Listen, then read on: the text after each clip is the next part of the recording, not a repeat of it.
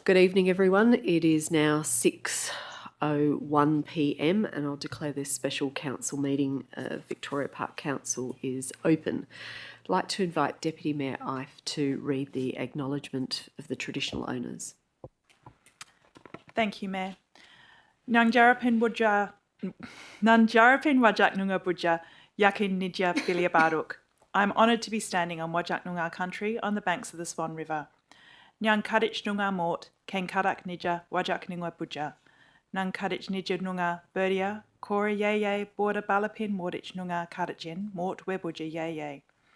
I acknowledge the traditional custodians of this land and respect past, present and emerging leaders, their continuing cultural heritage, beliefs and relationship with the land, which still continues to be important today. Nyang Nyankan Balapin Nunga Berdia, Wemort Nijabuja. I thank them for the contribution made to life in the town of Victoria Park and to this region. Thank you, Deputy Mayor Ife. Item number 2 in the agenda is announcements from the presiding member. 2.1, recording and live streaming proceedings. In accordance with Regulation 14I of the Local Government Administration Regulations 1996, this meeting is being audio and video recorded and live streamed on the town's website. Under Clause 39, subsection 1 of the Meeting Procedures, Local Law 2019, I do not give permission for any other person to record the proceedings of this meeting, save for the town's administration. By being present at this meeting, members of the public consent to the possibility that their image and voice may be live streamed to the public. Recordings are also made available on the town's website following the meeting. Item 2.2, public question time and public statement time. As this is a special council meeting, any public questions or statements must relate only to the business of the agenda. There are guidelines that need to be adhered to in our council meetings, and during question and statement time, people speaking are not to personalise any questions or statements about elected members, town staff, or use any possible defamatory remarks. In accordance with Clause 40 of the Meeting Procedures Local Law, a person addressing the Council shall extend due courtesy and respect to the Council and the processes under which it operates, and shall comply with any direction by the presiding member. A person present at or observing a meeting shall not create a disturbance at a meeting by interrupting or interfering with the proceedings, whether by expressing approval or dissent, by conversing or by any other means. When the presiding member speaks during public question time or public statement time, any person who is then speaking is to immediately stop, and every person present is to preserve strict silence so that the presiding member may be heard without interruption. As per our usual practice, there's a limit of 3 questions per person and 2 minutes allocated to statements. However, if there are a few members of the public who wish to ask questions or make statements, we can be more generous with those limits. 2.3, no adverse reflection in accordance with Clause 56, the Meeting Procedures Local Law. Both elected members and public, when speaking, are not to reflect adversely on the character or actions of elected members or town employees. 2.5 is attendance at this council meeting by electronic means. As the presiding member and pursuant to Regulation 14C, subsection 2, subparagraph B of the Local Government Administration Regulations 1996, I authorise Councillor Claire Anderson to attend this special council meeting being held on 8 July 2025 by the approved electronic means of MS Teams, as I'm satisfied that Councillor Anderson will be in a suitable location from which to attend the meeting, and the equipment that the member intends to use to attend this meeting is suitable for the member to be able to effectively engage in deliberations and communications during the meeting in accordance with Regulation 14C, subsection 5 of the regulations. Pursuant to Regulation 14CA, subsection 5 of the regulations, Councillor Anderson has declared that she can maintain confidentiality during the meeting or the closed part of the meeting as the case may require. Councillor Anderson, are you able to hear us all right? Yes, I can hear you fine. Thank you, Mayor. Thank you. Item 3 is attendance. We have all elected members in attendance. We also have a number of members of the town's executive management and staff led by the CEO, Mr. Carl Askew. There are no apologies and no one on approved leave of absence. Item 4 is declarations of interest. Mr. CEO, do we have any declarations of interest, please? Thank you, Mayor Vernon. I've received none. Thank you. Are there any elected members who have interest that they need to declare? No? All right, thank you. Item 5 is public question time, which I'll now open at 6:06 p.m. On my list for questions, Vince Maxwell, please come forward, state your name and suburb, and we look forward to hearing your questions.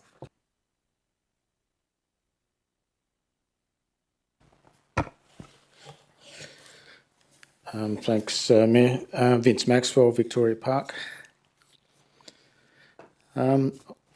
I've got a number of questions on the budget. First one is, what is the 2024-25 budget surplus amount used in the opening position for the 25-26 budget? Direct that question to the Chief Financial Officer, Mr. Old. Thank you, Mayor. Just one moment. I'll find, excuse me, the appropriate page. It's okay, take your time.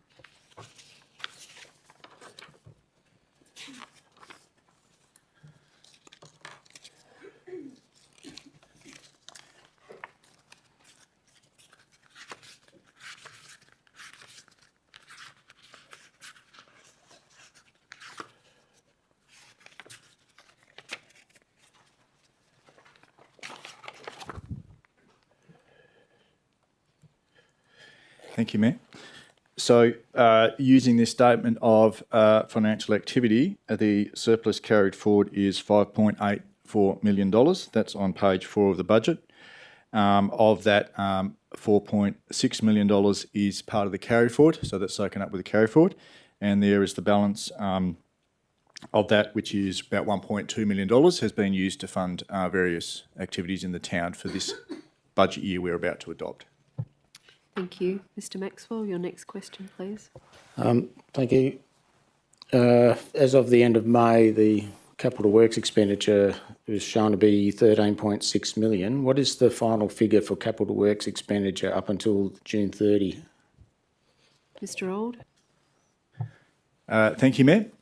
We have not arrived at that. It's only the 8th of July, and the accounts particularly for June, we leave the account processing open for an extra week or two because many businesses do tally up their invoices for the end of the year and submit them through. But the estimated position is obviously per the budget. So we've got a $14 million carry forward, or $13 million carry forward project listing. Mr. Maxwell? So what was the estimated amount? Sorry.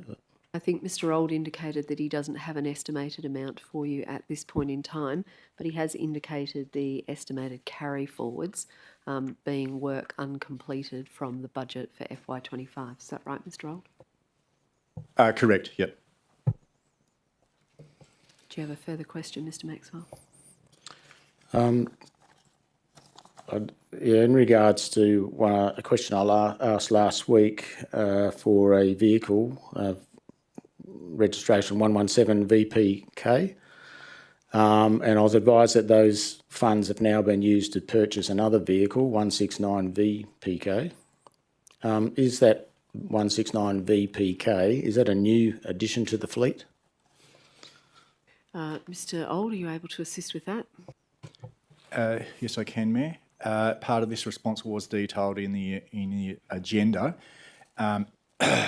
Sorry, excuse me. So the 117 VPK is a ute, as detailed in the response. I think in May, or I actually don't know when the purchase order was raised, but the decision was made, that was used for the events team. So when assessing the appropriate use of a ute or a van, the decision was made to use a van, which is more appropriate for events, a bit more weatherproof, and you can probably store some of that gear a bit easier. The ute has been retained in the fleet, and we're seeking to use that to increase the fleet by one, primarily to help with the urban forest strategy. Obviously there's increased canopy cover in the town, and we just need extra tools to do the job. So that is a Maxwell? new vehicle, a new addition. So, Mr. Old, in short, 117VPK is the existing vehicle, and the one that was purchased, 169VPK, is a new vehicle. Is that correct? Correct, yes. Mr. Maxwell? that answer that for you?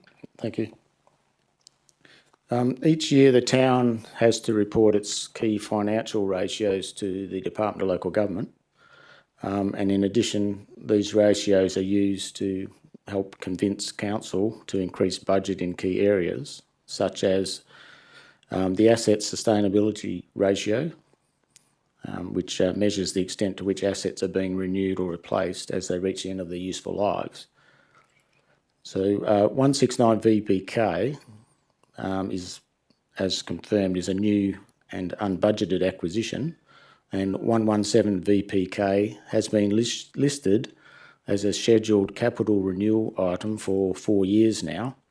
So does adding a new vehicle to the fleet and delaying the replacement of an ageing vehicle impact positively or negatively on the asset sustainability ratio? Mr. Old? Those ratios are no longer part of the ratio reporting regime and haven't been for a number of years, and we don't report them and haven't reported them in the annual report for probably 2 or 3 years. Okay, but I suppose in a sense, we still obviously look at our asset sustainability. So if I understood Mr. Maxwell's question, even leaving aside the reporting of financial ratios to the department, does adding a new vehicle and not replacing an older one make a difference to our asset sustainability as a general proposition? Sorry, Mayor. As a general comment, given this is, while I acknowledge that $45,000 is a lot of money, when you're talking about in excess of $500 million asset that the town owns, it is probably immaterial, to be quite honest. Okay. Mr. Maxwell? I was wondering if the CFO would lend me $35,000. Never mind. So 117 VPK, how old is that vehicle now? Mr. Old, is that one that you can answer? I may have to refer to the team down the back there, but I understand it has been on the list for a couple of years, but it hasn't been replaced throughout that time. So perhaps Manager Business Services did the research on that one. I'm going to go to Mr. Pryor. Through the chair. So the vehicle's now 9 years old. It was the year it was manufactured, I believe, is 2016. Just to add a little bit more, bit of the context behind it is the vehicle had extremely low kilometres on it when it was earmarked for replacement initially in 2021, and with manager changes and changes to our policies in relation to vehicle replacements, this vehicle was chosen to be held onto for longer because of the low kilometrage. Thank you.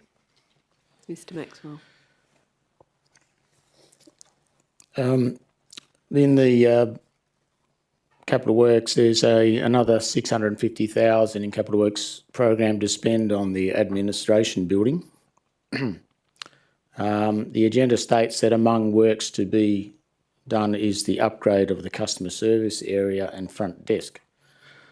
Last year, the reception staff were moved upstairs just outside the council chamber for months while work was being done to the reception area. Can you explain what this new work is about? Mr. Old, do you want to take that, or do you want to refer that to? Yeah, you're happy to do it. So part of that $650,000 was works that were planned last year, but we did a budget amendment and used those funds for something else. I can't actually recall what that budget reallocation part of it, a small part of it. The works done earlier while the customer service area was shifted, I think I was overseas at that point in time, so perhaps you can better respond to that. Ms. Adams? Thank you. Through the chair, there was works undertaken on the ground floor, and the reason customer service was shifted upstairs was because of the work surrounding the customer service area. So the actual existing customer service area is still as is, and does require a refit for a number of reasons. But yeah, there were no works per se undertaken for the existing customer service area. So, Mr Maxwell, that's both in front of the customer service area and behind the customer service desk where the staff sit. They were relocated so they wouldn't be in the way of contractors who are moving through that area, ripping out all of the partitioning and building in new things. Okay, thank you.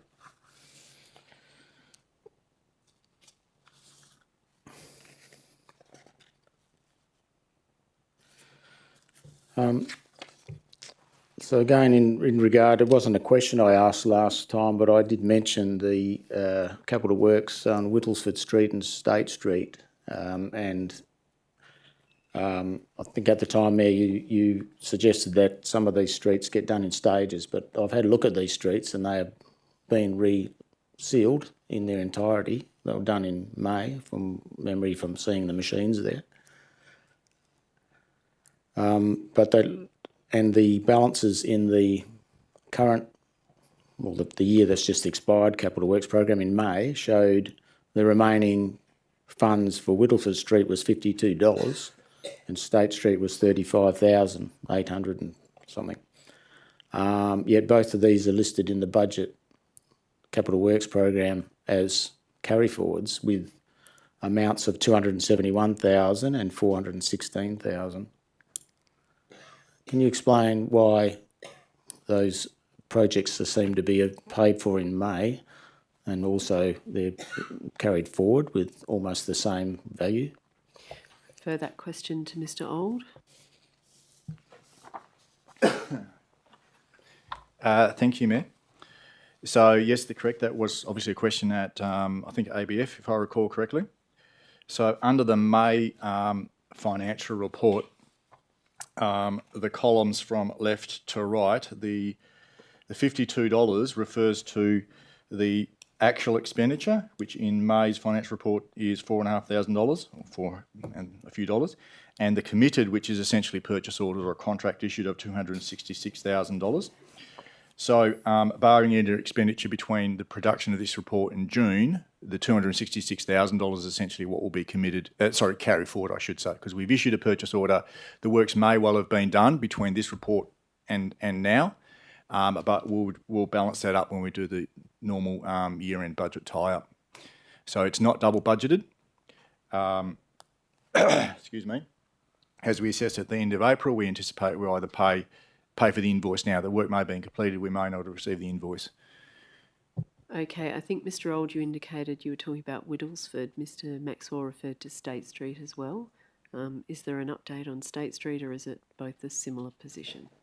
Same principle, correct, exactly the same thing. So commitment raised, a purchase order, actuals at the end of May of $4,203. Therefore, we make the assessment when we prepare the budget that the $300 or whatever the amount is in the carry forward list is going to be carried forward.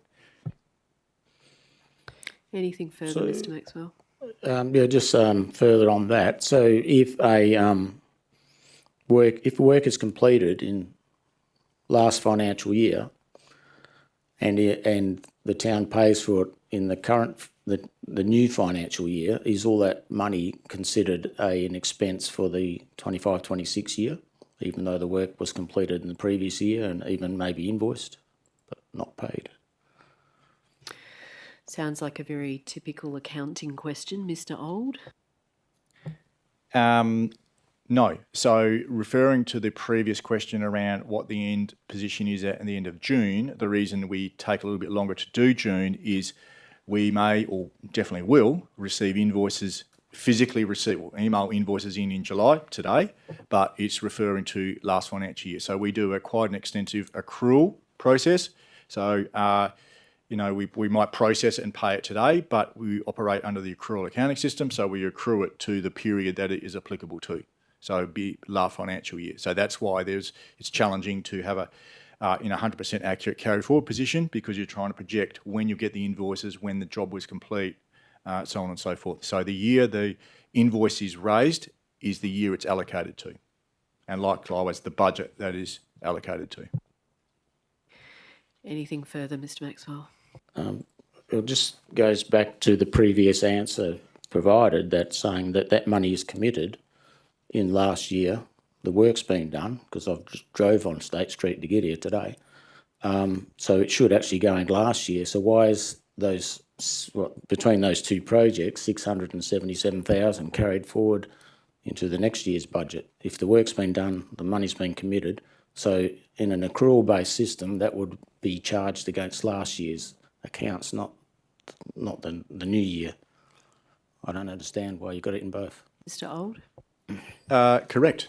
So at the end of April, the officer or officers responsible assessed that that job may at that time have only been half complete. So we assessed that the job physically may not have been completed, so therefore we carry it forward.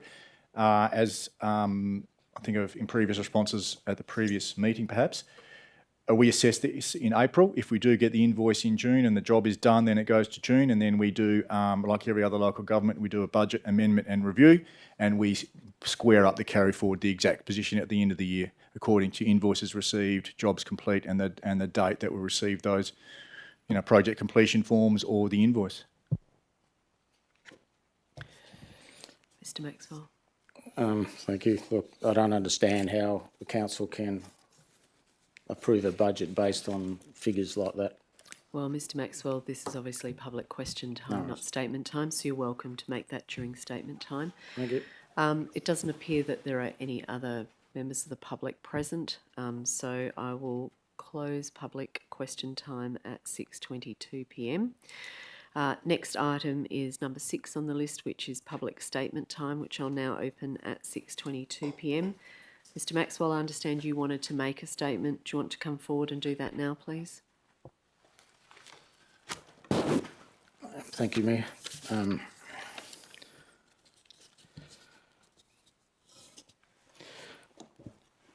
I did send a letter to councillors today. They may not have seen it, but the working out the figures from the capital budget of $60 million and looking at the carry forwards and the unrealised grants, it left about 18,500,000 unaccounted for at the time, and that represents 35% of last year's rate revenue. So tonight you have the opportunity to cut the rates by 35%.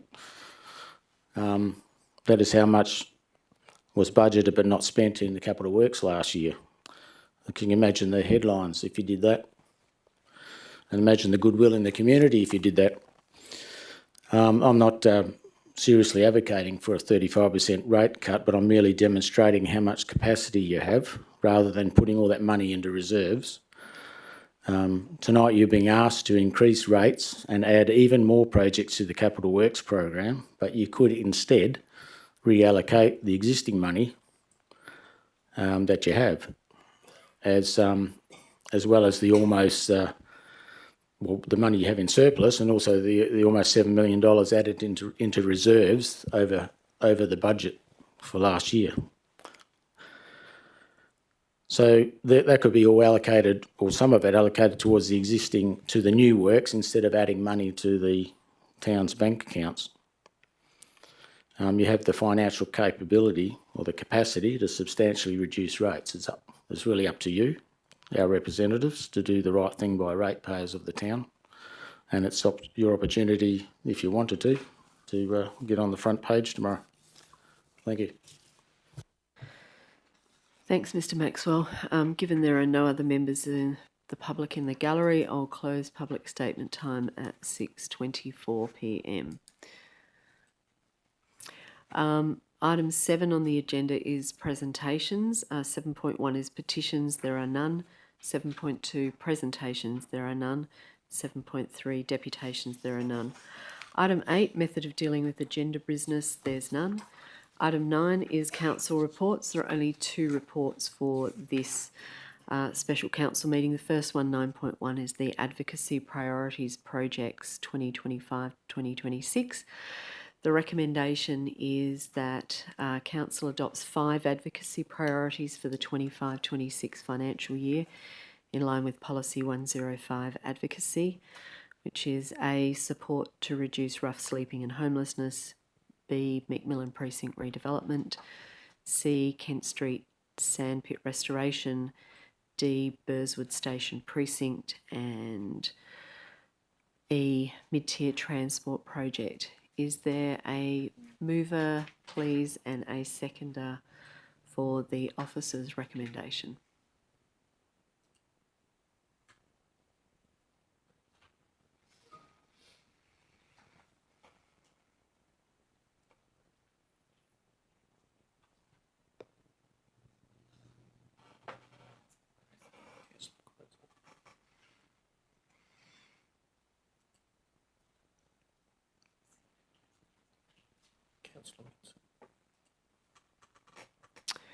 All right, that is moved by Councillor Cruiser and seconded Councillor Minson. Councillor Cruiser, did you wish to be heard? Not at this point. Councillor Minson as the seconder, did you wish to be heard? No. Is there any dissent to the items that are listed in here? Councillor Hamer? So we do have some dissent, so we'll move to that now. Councillor Hamer? Thanks, Mayor Vernon. I did have an issue with this list based on my recollection from the list that was worked upon in the concept forum a few months ago, and I would like to move an amendment to change the list by adding and subtracting a couple. All right. So do you have the wording for what you're proposing? I haven't got the wording, but it's to include the Rutland Avenue and the UFC, yes. Urban Forest? That's right. UFS? UFS. All right. Was that all? So you're looking to add them in rather than take them out? And in its to add those in, I would take two out. I would take the reduce rough sleeping and the mid-tier, and the Kent Street sandpit. All right. I'm just going to check with the minutes secretary if you got that written down.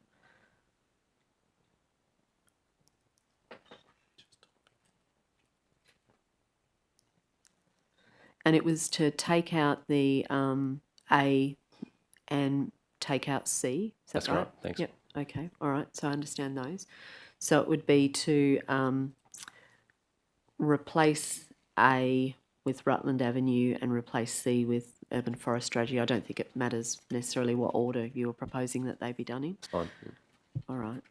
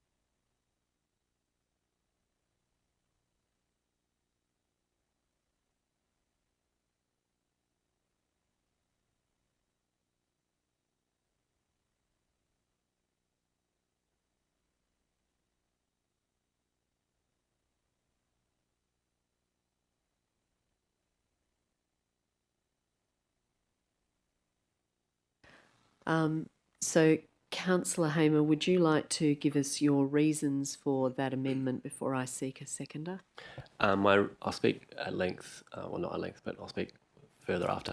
But the reasons are that this aligns with what we had discussed at the previous concept forum about these priorities. All right. Thanks for that. Might do something unusual here and move a procedural motion that we suspend the rule against speaking twice in clause 55, I think, of our meeting procedures. Just to get that right. No. 50, clause 50, speaking twice.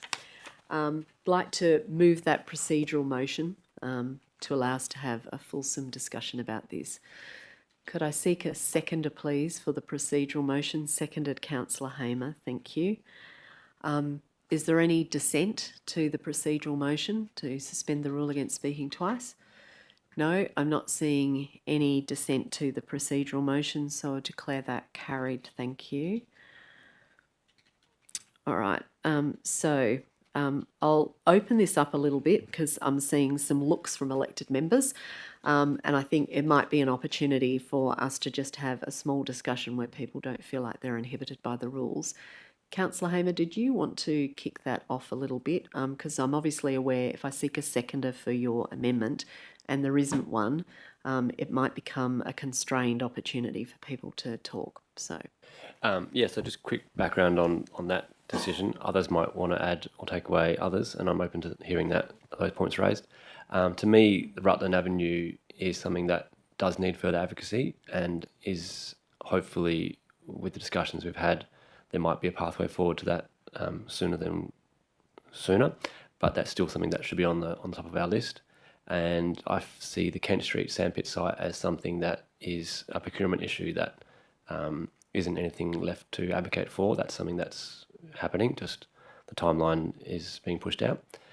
And I see the homelessness support as something that we are working hard on, and we've got the budget which has an allocation for that officer to be leading that. So I don't think there's anything else as an advocacy priority that warrants to be on that list. So that's just my rationale for adding and subtracting those two. all right, thank you. Look, I will say this. I did have a look at the elected members' survey priorities from the small survey that we did following our workshop in April. And I noted that there were 11 priorities were listed, but they were ranked in order of the most important to the least important by the elected members at the time. And they were relevantly, the first 5 were number 1, Kent Street sandpit site, number 2, Higgins Park, number 3, Rutland Avenue shared path, number 4, homelessness support, number 5, McMillan Precinct, number 6, Lathlane Park Zone 1, number 7, 40 km/h speeds, number 8, Archer Mint, number 9, Burswood Station redevelopment, number 10, McCallum Park, Taylor Reserve Master Plan, and number 11 was opposition to the Burswood Motorplex. So there were 11 there. The top 5 don't appear to have made it into the report that's before us, but I'm sure elected members will recall at the agenda briefing forum last week I asked some questions about that, and we were informed that despite during workshop there being discussion about retaining some of our existing advocacy priorities from 24-25, such as Rutland Avenue, administration had given consideration and formed a different view as to what should be the proposed priorities going forward. So I do think there is some differences between what came out of the workshop discussion and what's ended up in this report. For my own part, I can probably flag to elected members I'm not looking to support the officer's recommendation as it currently stands. I have some concerns about why, for example, McMillan Precinct is said to be included, and yet Council has really not at this stage and not for some time reached a resolution about what is going to be the focus at McMillan Precinct, let alone how we might deliver such a large project. And I feel that we haven't even yet had presented to us even a funding strategy for how we might consider how such a big project would go forward, let alone how we resolve the issue of the future home of the bowling club, which is key to how we deal with that precinct. So understanding how we might advocate for that in the next 12 months leaves me a little perplexed. I am concerned that Higgins Park was the second elected members' survey priority only a couple of months ago. Higgins Park is a long-standing project, admittedly probably in the same time window as we adopted the master plan for McMillan, we adopted the master plan for Higgins Park. We've now delivered stage 1 of Higgins Park, which is the creation of 2 adult ovals for football. We've done a $1 million plus floodlighting restoration upgrade program there. We're about to deliver the children's playground upgrade as it comes forward. And so it seems that what is significantly left from the Higgins Park Master Plan is the development, if we so desire, of the co-located building, which would then be the new home for the tennis club, the cricket club, the junior football club, which would be a really significant project and really impactful. And I feel like the Higgins Park Master Plan was 2020. We're 2025 in the middle of the year. I feel like going forward, we've only got less than 3 years to the next federal election and probably just coming close to 4 before the next state election. It feels like there is a good reason for Higgins Park to be in there. We need to start talking about that co-located sporting facility and laying the groundwork for money for that. That feels to me like a really discrete and important project, so I'm sad to see that taken off the list. I probably share some of Councillor Hamer's sentiment about Kent Street Sandpit site. It's a wonderful project. We were very lucky to get $500,000 committed from the federal government in the recent election towards that project. It does feel like a lot of the elements of that project going forward over and above that $500,000 would be very suitable for grant funding, particularly for environmental work, especially for the reforestation that we plan to do. And so I'm wondering, as much as I love that project, whether we won't get all the things we need for that project going forward from officer level advocacy, rather than advocating for yet another commitment from another level of government, which we certainly won't be able to do as an election commitment for a few years. We'd only be able to advocate for perhaps the state or the federal government to make some kind of budget commitment. And given that both levels of government have already achieved their budgets for 25-26, we'd be waiting until at least late next year before we could put any real advocacy towards the next state or federal budgets towards this project. And so that did concern me a bit. It also concerns me that Lathlane Park Zone 1, we know from the Minister for Sport and Recreation's report to the media, which was reported in the daily newspaper, that she wishes to see the, development of this project move into the hands of the state. That really hasn't progressed very far. We're still in a position where we've got a committed project as part of the Lathlane precinct redevelopment to do Zone 1. It's the last remaining zone of the whole precinct. I think we committed last year that we wanted this project to go ahead, and I feel like there's advocacy to be done to secure its future. What the advocacy will result in, whether it results in additional funding for the town or it results in another outcome where there's another agency that's going to deliver it, it feels to me like if we take that off the advocacy priority list, what message are we actually saying about the future of that project? So I've given some thought to those things. I do see that certainly with Burswood Station precinct redevelopment and wanting the Burswood train station to be upgraded and mid-tier transport options, those are things that our officers have been advocating for some time. I feel like we could continue to do those things without them necessarily being in the top 5 advocacy priorities. So they're some reflections that I've had, so it's been a little bit troublesome to try and work out where I would sit on this. That's probably all I'd want to say. I don't know if other elected members have some views about whether there's some, consensus we could reach here about some different priorities than those ones that are listed. Deputy Mayor Ive. Thank you, Mayor Vernon. I have a question first and then something I'm pondering. Is there a time imperative here? Is there a problem if this one isn't passed this evening? Look, I would say no, because advocacy priority is not a statutory requirement. We undertook to start doing them, I think, Deputy Mayor, you'll recall probably in around about 2018-19 was the first time we did it. We've continued to do it since then. Lots of other local governments have jumped on board to start doing it annually. It isn't a definitive list. It is not all the things we advocate for in a year. In fact, the administration probably agree we probably have hundreds of things we're advocating for at all different levels. This is really about taking some high-level strategic things, letting our community know, here's what we will largely be going to the other levels of government, essentially for money or for significant support for. And so this is just an opportunity for us to choose that. So if your question is about whether we have to do it tonight and some more time could be worthwhile, I think that's certainly open on the cards. Thank you. I think it would probably be helpful if this was given a little bit more time, because we weren't given any idea that there might be an amendment on the table tonight. And from hearing the points that Councillor Hamer has made and the points that you've made, your lists aren't the same yet either.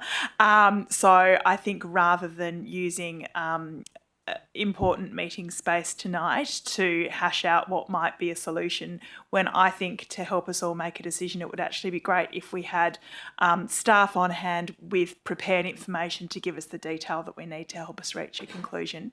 I'm not going to move it yet because other people might want to have opinions, but I'm pondering a procedural motion to send this to a concept forum. Thanks.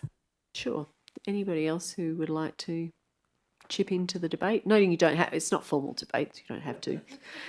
Councillor Cruiser. I will chip into the discussion to say I would also appreciate having more time, so that, especially because while I appreciate both the points that Mayor Vernon and Councillor Hamer have made, I do also know that they're in divergence, and I personally would be open to rethinking this list, would be greatly against not engaging in advocacy to get more support for people experiencing homelessness, because I feel like this is an important community priority now, not just for people who are directly experiencing homelessness, but also for other people in the community. Councillor Melrosa and then Councillor Miles. I think just add in relation to the homelessness topic that the state government's focus is on delivering housing, and I can imagine that would form part of that remit. So if we were to be choosing advocacy, I think that makes sense. I know it came out of, it wasn't the top priority, but I think leaving on there is probably a pretty good idea.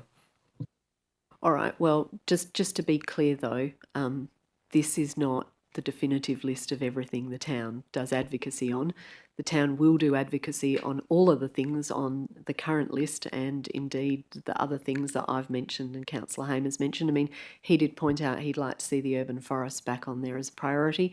That is something that does speak to me quite a lot, like where we go next, particularly given we've just learned some, fairly sobering news about where we're getting to with our canopy, and we know that we need to do work with the state government around persuading them for more funds towards that. So I feel like I just want people to be clear, even though there's been expressed some differences of views about what should be on the list, the things that are on the list, please don't think that no one's going to be doing any advocacy from the town about any of those things. They certainly will be. This is more a case of what we're deciding are going to be key features, particularly for advocacy, that myself and the CEO will do at the high-level meetings that we'll have during the year. Councillor Miles, you wanted to say something? Yes, I agree with Deputy Mayor Ife that given the discussion that we're having now, I think it would be a good idea to bring it to a concept forum where we could actually spend some time and have staff kind of talk things through, because I think we have a lot of ideas and it would probably be a better space to try and talk them through. Yep. Anyone else? Councillor Devereux. Thanks, Mayor Vernon.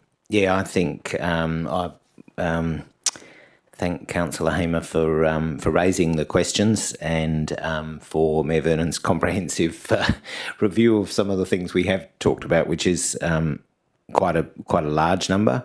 And some quite important ones that aren't sort of front and centre at the moment, including the Higgins Park master plan, which is a big opportunity, and also the queries about how far we are along with Macmillan to be thinking in the next year. We're going to take a big step in terms of advocacy on that.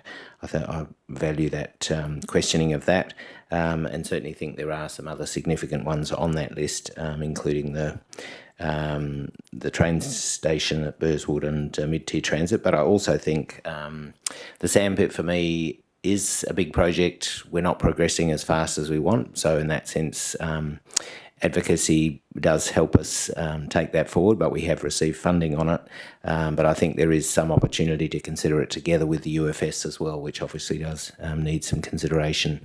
So I value Councillor Ife's suggestion to try and bring it together better at a concept forum, so rather than try and work it out tonight, which seems a difficult thing to do. So I value that suggestion. Thank you. All right. So seems like from our discussion, there's a reasonable appetite for putting this particular item off. So obviously we've moved a procedural motion to suspend clause 50, the rule against speaking twice. Deputy Mayor Ife, there's no reason why you couldn't move the... Oh, sorry. Oh, Councillor Anderson, so sorry. I kept looking up there and I kept seeing you, but I didn't see your hand up. So sorry. Before I say any more, anything you would like to add? No, that's okay. Look, I was just going to add to the conversation that I find Higgins Park is a significant project and facility for the community. So I would really like to have more time to discuss advocacy options. And yeah, I just think it's really important to think it through. So yeah, if the opportunity comes up to discuss it further at a concept forum, and as Deputy Mayor I've said, it gives staff the opportunity to bring additional information to us, because I believe in regards to urban forest strategy, there might be grants that are available that could be like a business as usual type for the staff, grants that they could apply for anyway. It may or might not need advocacy to move it forward. So yeah, definitely like further discussion. Thank you.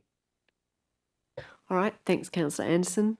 Deputy Mayor Ife. Thank you, Mayor Vernon. I'd like to move a procedural motion that we refer this item to the next available concept forum, please. And my reason, is that it will allow a more fulsome discussion and informed information coming from the staff. All right. Thank you. I'm happy to second your procedural motion. Is there any dissent to that proposed course of action? Not seeing any dissent to that. So on that basis, declare that procedural motion has been carried unanimously. Thank you. I'll just check with the Minutes Secretary that she managed to get that procedural motion noted down.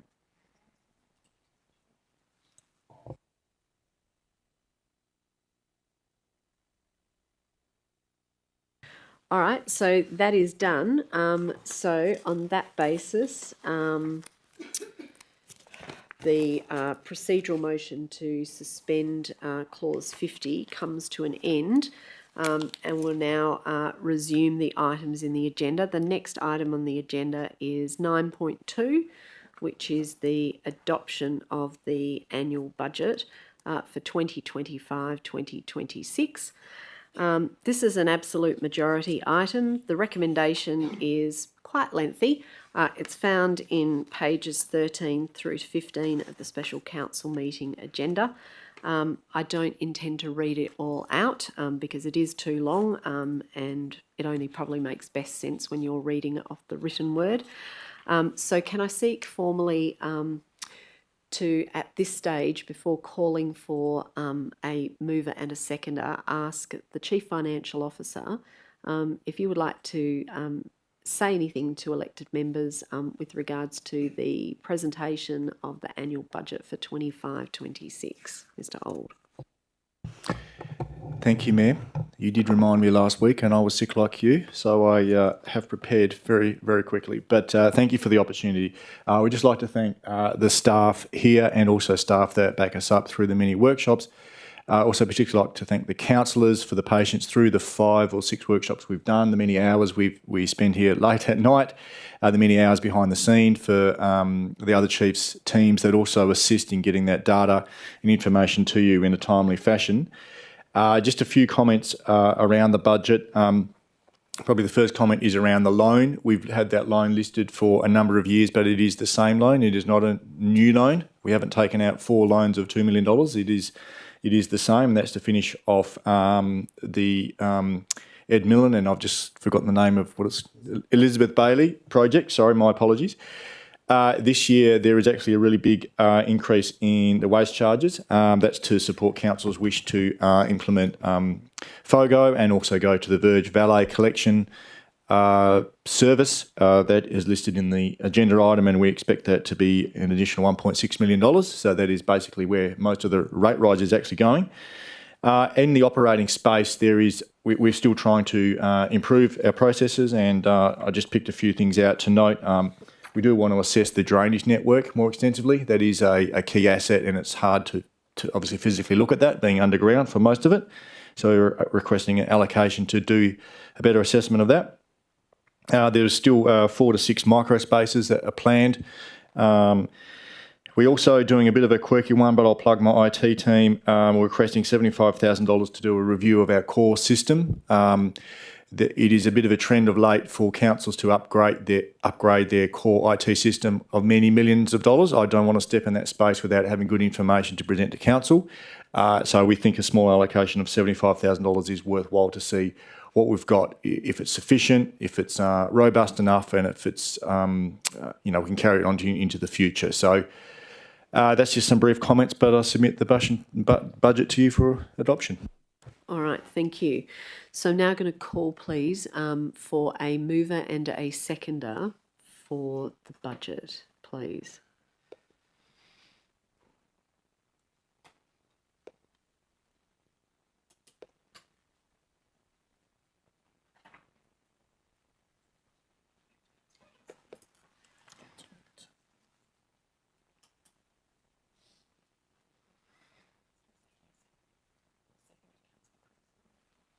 Yep. So that's been moved by Councillor Minson and seconded by Councillor Cruiser. Councillor Minson, as the mover, did you wish to be heard at this time? Thank you, Mayor. Just briefly to pass on my thanks to the town and administration for everyone that's been involved in preparing the budget over the past few months, and being involved, it is a lot of work. So yeah, happy to move it onto the table for discussion. Thank you. Thanks, Councillor Minson. Councillor Cruiser, do you wish to speak to the budget? Briefly to second that, thanks, and to say that I particularly appreciate the detailed budget process that we go through as I learn more about local government processes here and in other local governments, and have some comparison points. I've really appreciated the information we get and the time we have available to really consider different aspects of the budget. All right, thanks, Councillor Cruiser. I'm seeking to move an amendment to the budget. Terms of that amendment have been circulated to elected members. The amendment to the budget, I think the Minutes Secretary should have access to it. Because it's quite technical in its wording, I'll just say it's an amendment to the budget documents which will amend the rates income downwards to see a move from the advertised rate increase of 5% to a rate increase across the board of the average 4%. So that does result in some fairly technical wording, but I will read this out as best I can. The first part of the amendment is to amend attachment 9.2.1, referred to in point 1 of the officer recommendation as follows. The statement of comprehensive income, amend the rates for 25-26 to be $55,338.145. Statement of cash flows, amend the rates for 25-26 to be $55,138,145. The statement of financial activity, amend the general rates for 25-26 to be $55,338,145, and transfer to reserve accounts to be minus $7,784,226, which doesn't quite read properly, but it's a reduction in the amount that will be transferred into reserves, leading to that final figure. Where needed and applicable, the notes to and informing the budget to show note 2 rates and service charges as amended, note 2A variation and adopt differential rates to local public notice, note 8 amend the transfer to the future projects reserve by $533,891 down to $460,796. and D, to amend where applicable any other totals and subtotals in the statements and accompanying notes to the statements. Part 2 of my amendment is to amend points 2A, subparagraphs A, B and C of the officer recommendation to read: the residential 9.420 cents in the dollar of gross rental value applicable to properties used primarily as a place of residence, subject to a minimum rate of $1,411 per assessment. B, non-residential 11.44 cents in the dollar of gross rental value applicable to properties not used primarily as a place of residence and subject to a minimum rate of $1,467 per assessment. And all vacant land 17.822 cents in the dollar of gross rental value applicable to properties used primarily as vacant land, subject to a minimum rate of $2,287 per assessment. I will read out my very brief version of the reason. The advertised average rate increase of 5% should be reduced to an average rate increase of 4% because 1, a 4% rate increase is sufficient to cover the town's operating and capital expenditure required to deliver the town's functions, and 2, public submissions indicate all ratepayers continue to experience the cumulative negative effects of inflationary pressures on the economy, and a reduction in the rate increase recognises that cost of living pressures impact the ability of our ratepayers to pay for town services and programs. Can I seek a seconder, please, for my proposed amendment?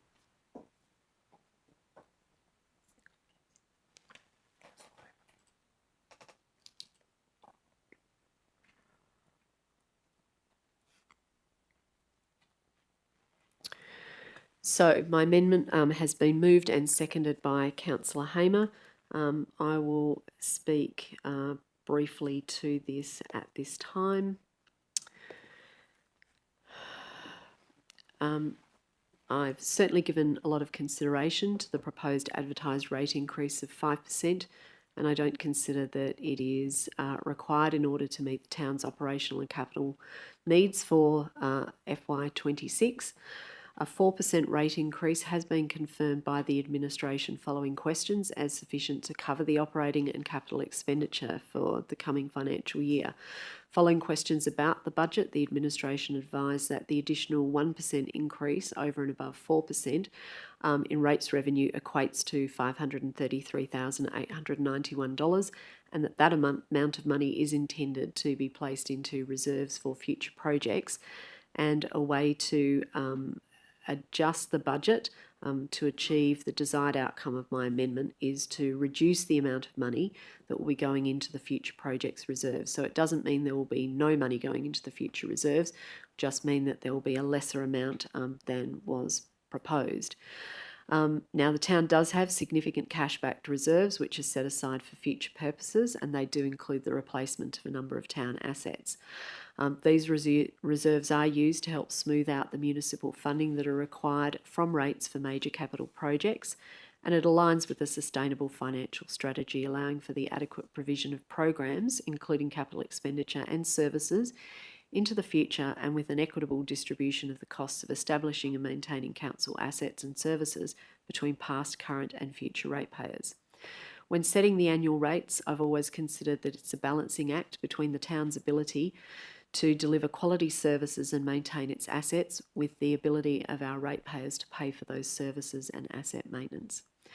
Although we can and should consider future needs when determining rate increases, if I consider this year's public submissions, which are the highest number I've seen in my 7 years on council, it is clear that ratepayers are still experiencing cost of living stress from an extended period of inflation, and it is clear from their commentary that we have let them down with some of our service delivery in the last financial year, most notably the bulk verge waste collection.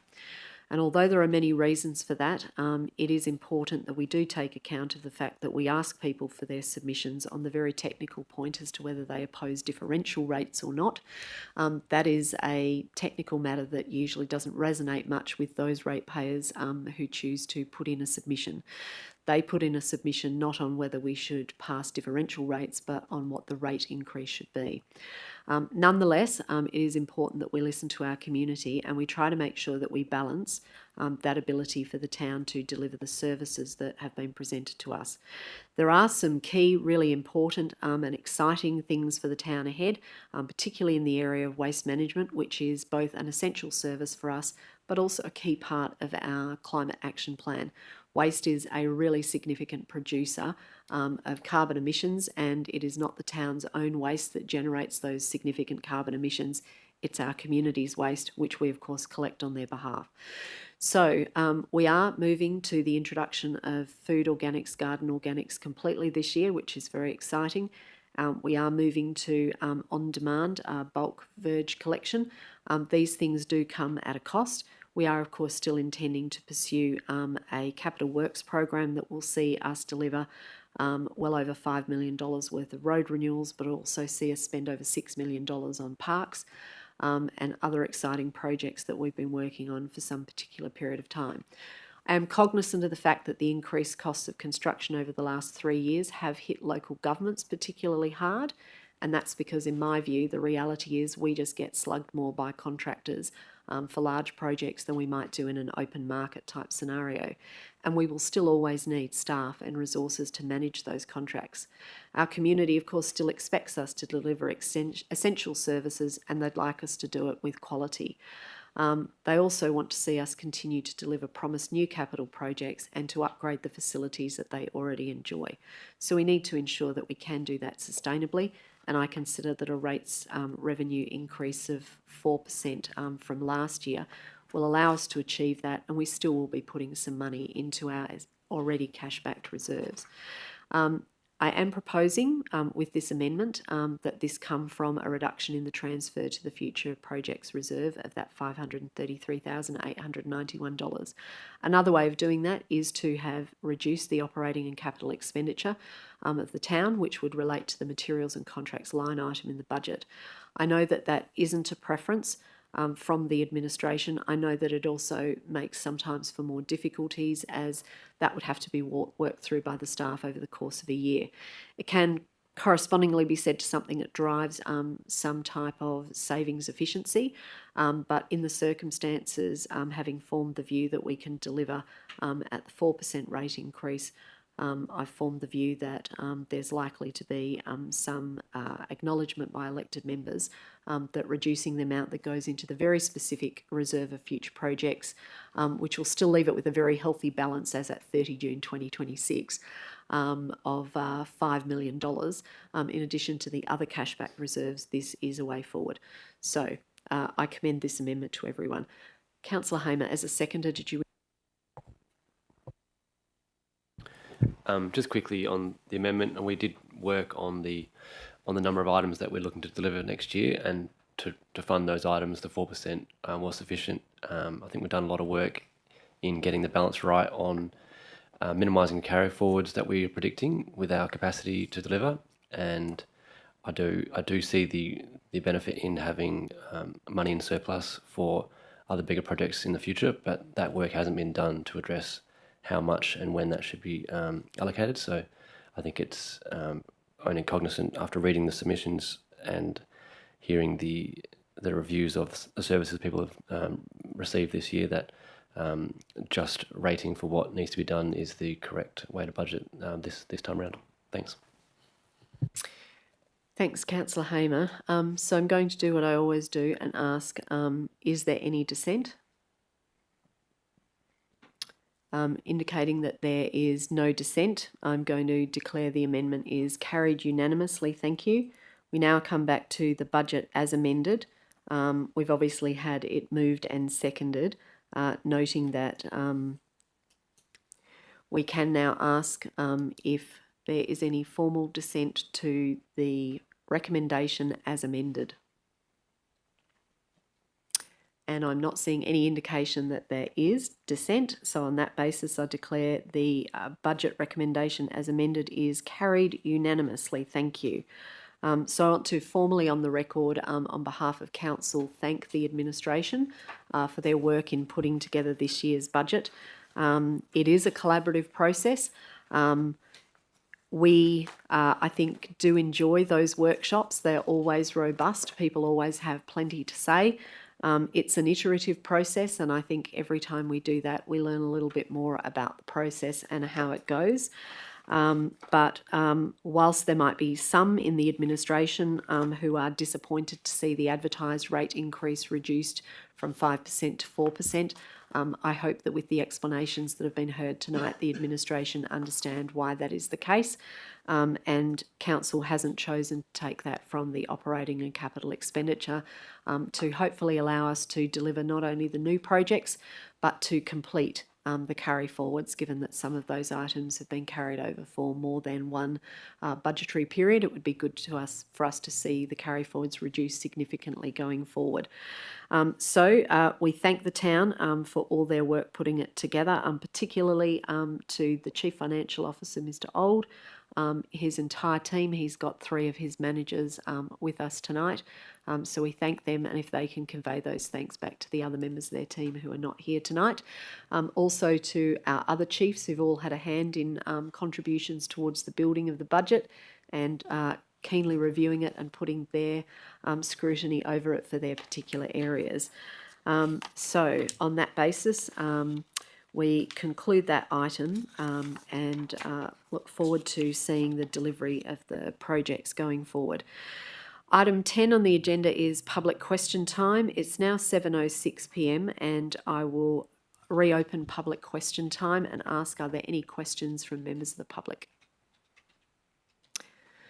Mr. Maxwell, would you like to come forward?